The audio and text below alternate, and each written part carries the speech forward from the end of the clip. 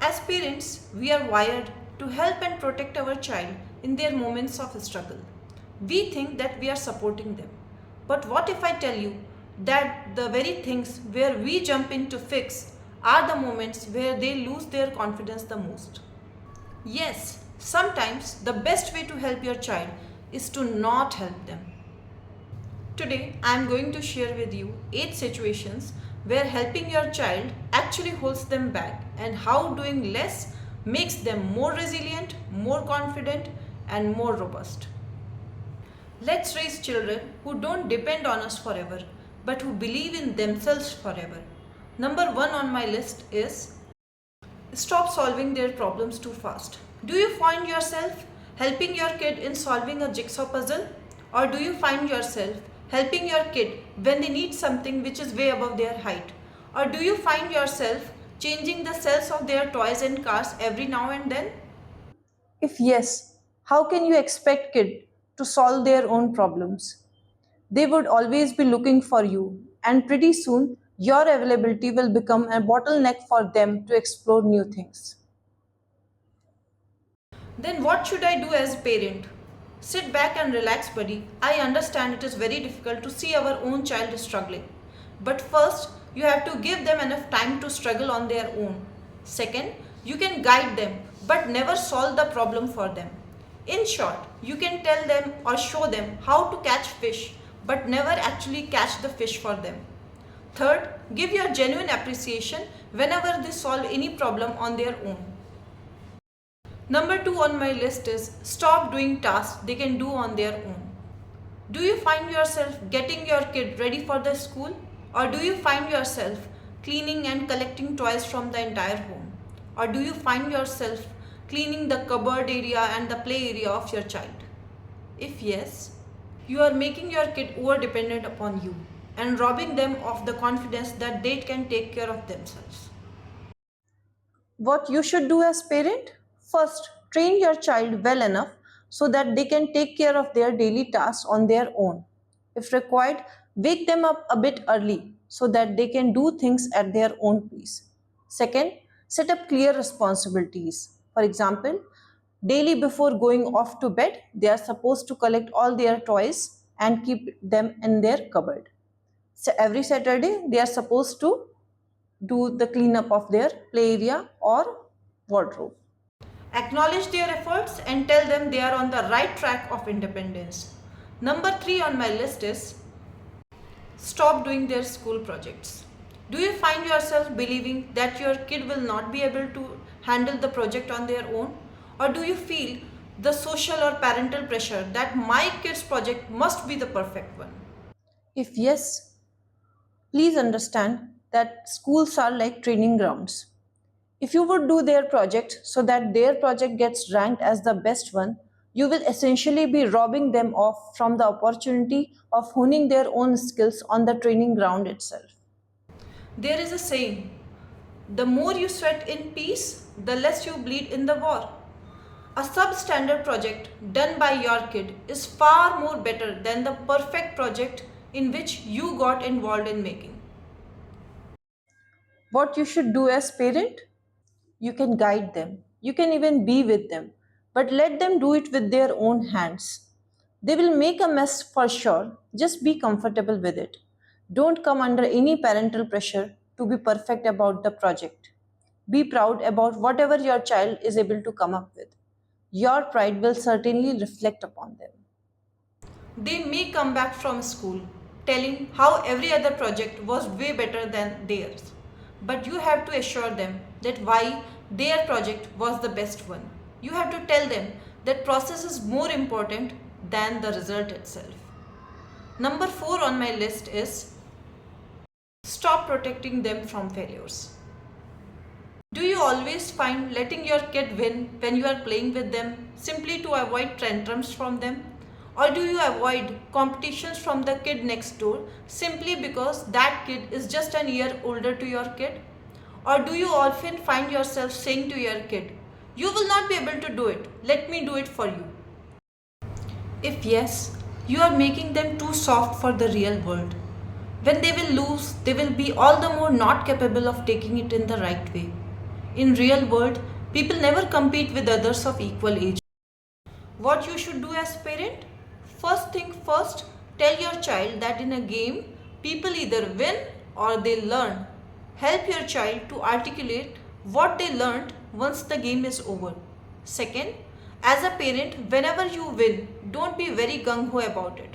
This will teach your child how to behave whenever they win and will indirectly help them whenever they would lose.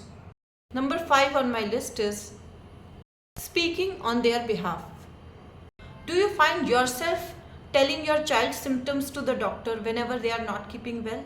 Or do you find yourself talking to the coach or the teacher, whatever the issue your child is facing?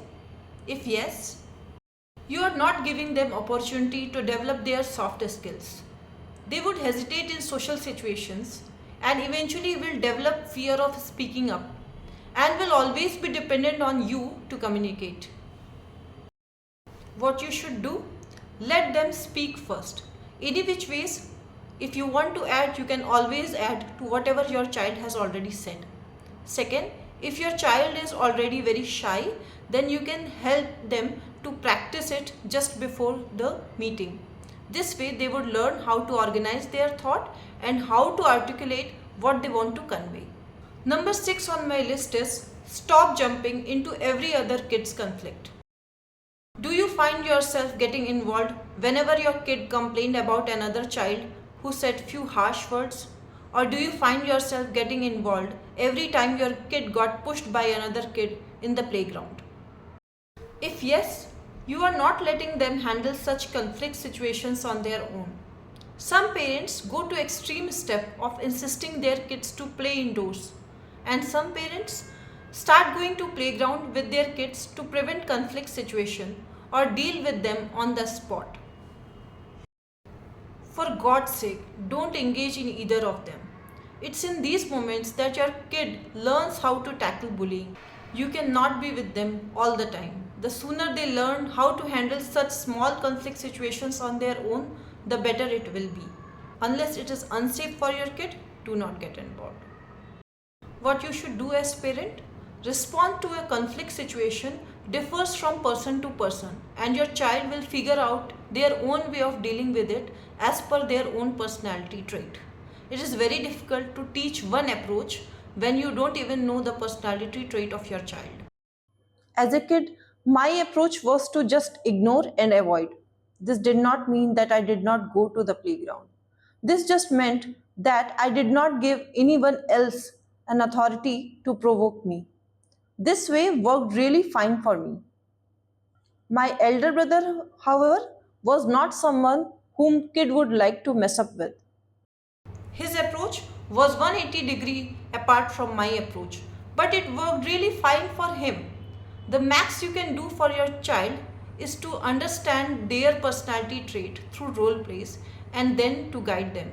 Or you can tell them your own experiences, how you dealt with a particular conflict situation in your childhood. Number 7 on my list is, and this even I am being guilty about, stop planning every minute of their day. Do you find yourself looking for all the classes that all nearby kids are going and then trying to enroll your child into it? If yes, please optimize the number of classes that your kid goes to. Otherwise, after a period of time, they will burn out. Your kid doesn't need more classes. They need space. They need time to think and create. Boredom is not bad. In fact, there is a book, Power of Idleness by Bertrand Russell, which says that most of the historic inventions were made by scientists when they were in their free time. What you should do as a parent? If your kid is in regular mainstream school where they have already sweated out and have loads of things to study, one class twice a week is more than enough. I would really suggest a sports class. School going kids are generally already overburdened with lots of studies. Hence, it will make more sense if you don't further plan any more study-based classes unless your kid shows interest in doing it. If you are homeschooling your kid, then you have more flexibility available. You can consider sports classes 6 days a week. and you can consider 2 different sports if it is feasible in the area where you live. You can also consider sending them for specialized vocational courses that would help them to gain more skills. Number 8 on my list is stop removing all risks. Do you find yourself saying, "Don't climb that tree, you will fall"? Or do you find yourself telling your child not to cross the road alone? If yes, you will end up making them overly cautious. They will not get a chance to test their own limits. When everything is labeled dangerous, world gets very scary for them. What you should do as a parent? Allow safe risks. If required, guide them beforehand, but do not stop them. For example, you can guide the child what they need to do if they are in lift and if any power outage happens. Or you can guide them and simulate how to cross road. Alright, enough in this episode. See you next week with more intriguing topics. If you like this video, please share a thumbs up and subscribe to this channel. Thank you.